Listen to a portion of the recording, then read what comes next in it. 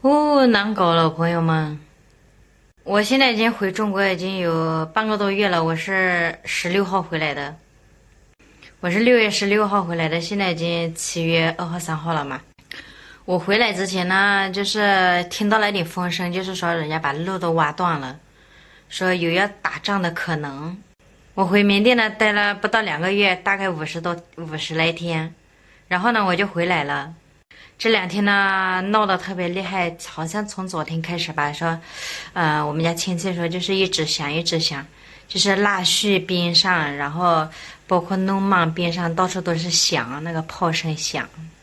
还好呢，就是我二妹他们是跑到佤邦那边去了，他们刚好走的第2天就开始响。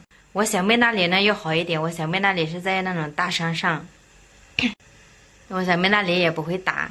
但是我2个妹妹是已经安全了，但是我们家好多亲戚他们都不是很安全，像我四婶他们，我四叔他们，我大伯他们好多的亲戚还是在缅甸，他们走不了。刚开始那几天呢，他们以为不会打，然后就没走。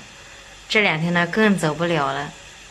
我昨天晚上问我四婶，我说那怎么办？我四婶说能怎么办，就在家里待着呗。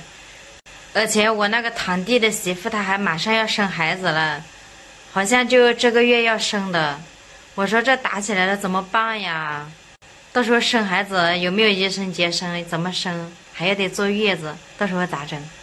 我的妈呀，老的老，小的小，现在想走走不出去了，就是，上面路也挖断了，下面路也挖断了，他们就没有地方去了。我们来中国，我们是安全了，但是他们不安全呀，我们还是很担心的，毕竟是亲人嘛，对不对？现在呢，就希望缅甸的老百姓平平安安的，就是说他们打仗的话，不要去有老百姓的地方打，不要打到老百姓。现在只能祈求菩萨保佑他们了，让他们平平安安的了，要不然唉，也不是你我们大家能控制的，对吧？唉，心累啊！才平息了几个月又开始了。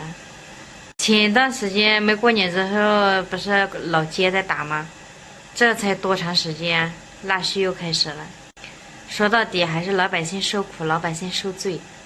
现在只希望他们打他们的，不要有老百姓伤亡，不要打到老百姓就好了。现在只能祈求这样了，你们说是吗，朋友们？唉，我在这边，我想着我的心都累。像我们有护照，我们倒是随时可以来中国，但是我们那边有好多亲戚朋友，他们连那个合法的证件都没有，就是缅甸的户口和身份证都没有，根本就办不了护照。现在哪里也去不了，只能在家里等着喽，没有办法。在我们那个地方山上，我们还不敢去躲的，就我们那个山上，它应该是有很多伤兵的，也不敢去躲，只能在自己家待着，还是在自己家待着最安全。然后我又看有些朋友圈里面的人说，他们说，他们去那个什么，就是比较安全的地方躲了吧。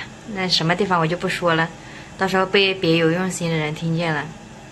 祈求你们能平安，祈求，老百姓不要有伤亡。虽然我在中国，我还是非常非常担心我家乡的朋友和亲戚。希望大家呢都能好好的吧。